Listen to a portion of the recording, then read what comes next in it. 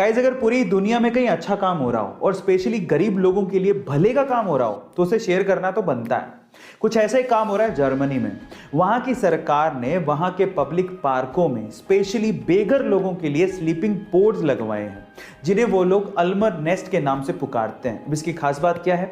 इसकी खास बात यह है कि छोटे छोटे से ये स्लीपिंग पोड्स बेसिकली लकड़ी और स्टील के बने हैं और उनके ऊपर सोलर पैनल लगे हुए हैं जो कि दिन में चार्ज होते हैं और रात में रोशनी देते हैं। इसके अलावा मजे की बात यह है कि उन छोटे छोटे से स्लीपिंग पोड्स में वाईफाई की सुविधा भी है। गाइस, क्या आपको भी लगता है कि इंडिया में भी कुछ ऐसा कॉन्सेप्ट लाया जाना चाहिए ताकि यहाँ के बेघर लोगों को थोड़ी सी सुविधा मिल सके? चैट सेक्शन में जरूर लिखिएगा। और ऐसे चलिए गाइस, एक फनी वाकया सुनाता हूँ। ये बात है सन 2008 की, जब नॉर्थ अमेरिका में एक बंदा प्राइवेट बैंक को लूटने के लिए बैंक में घुसता है। जैसे वो बैंक में गया और जैसे तैसे करके उसने लॉकर खोला तो लॉकर में पैसे ही नहीं थे। तो बंदा नाराज हो गया और नाराज होने के बाद उसने बैंक के मैनेजर पर केस कर दिया, ये कहते हुए कि जब वो बैंक में लूटने के लिए गया तो बैंक में पैसे ही नहीं थे और इसमें बैंक की गलती है और उसे बैंक से मुआवजा चाहिए। गाइस, क्या कॉन्फिडेंस लेवल पाया है। ऐसी अमेजिंग वीडियोस। गाइस, सिंगापुर के रहने वाले एक बंदे ने दुनिया की सबसे महंगी वर्चुअल आर्ट खरीदी है।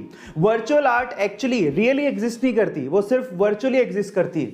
अब आप लोग सोचो कि उसके लिए उसने कितना पैसा दिया होगा।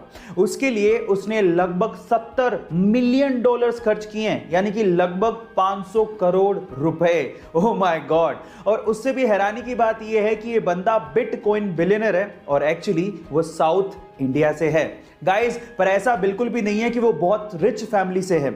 इनिशियली उसके पास खुद के लैपटॉप खरीदने तक के पैसे नहीं थे, फिर उसने बिटकॉइन में $5000 इन्वेस्ट किए और वही $5000 आज $बिलियन में कन्वर्ट हो चुके हैं। गाइस, ये इंटरेस्टिंग फैक्ट जान के आपको कैसा लगा? चैट सेक्शन में जरूर लिखिएगा। और ऐसे अमेजिंग वीडियोस के चलिए गाइस, एक सवाल पूछता हूं। मेरा सवाल यह है कि पूरे एशिया में पहली इलेक्ट्रिक स्ट्रीट लाइट कौन से शहर में लगाई गई थी और कब लगाई गई थी? क्या इसके बारे में आप जानते हैं? चलिए मैं आपको आपकी नॉलेज के लिए बता ही देता हूं। पूरे एशिया में पहली इलेक्ट्रिक स्ट्रीट लाइट 5 अगस्त 1905 को भारत के बेंगलोर सिटी में लगाई गई थी। So guys, proud to be an Indian. ऐसे अमेजिंग। गाइस, अगर आप लोग बहुत ही ज्यादा दुबले पतले हैं, इनफैक्ट जितना वजन आपका होना चाहिए उससे बहुत ही ज्यादा कम है, और अगर इसी वजह से लोग आपको चिढ़ाते हैं, तो आज मैं आप लोगों को एक घरेलू हेल्थ टिप देता हूं जिसकी मदद से आप भी सेहतमंद बन सकते हैं। आपको क्या करना है? आपको हर दिन दूध के साथ छुआरे उबाल कर खाने हैं। गाइस, दूध के साथ छुआरे उबाल कर खाने से, यानी कि डेट्स उबाल कर खाने से कोई दुबला पतला आदमी भी अपना वजन बढ़ा सकता है, सेहतमंद हो सकता है। इंडियन क्रिकेट टीम के सभी खिलाड़ियों के हेलमेट के ऊपर बीसीसीआई लोगों के साथ में तिरंगा झंडा भी लगा हुआ होता है, लेकिन एमएसडी यानी कि महेंद्र सिंह धोनी के हेलमेट के ऊपर तिरंगा झंडा आपको देखने को नहीं मिलेगा। क्या इसके पीछे का रीजन आप जानते हैं? चलिए मैं आपको बताता हूं। एमएसडी बल्लेबाज के साथ साथ विकेट कीपर भी हैं और विकेट कीपर को कभी कभी विकेट कीपिंग करते टाइम हेलमेट को जमीन पर रखना पड़ता है।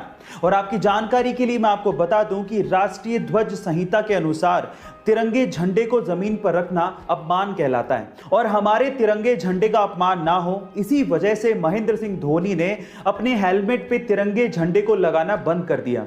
गाइस, क्या इसके पहले तक इफेक्ट आप जानते थे? और अगर नहीं जानते थे तो चैट सेक्शन में जरूर लिखिएगा। और ऐसे अमेजिंग वीडियो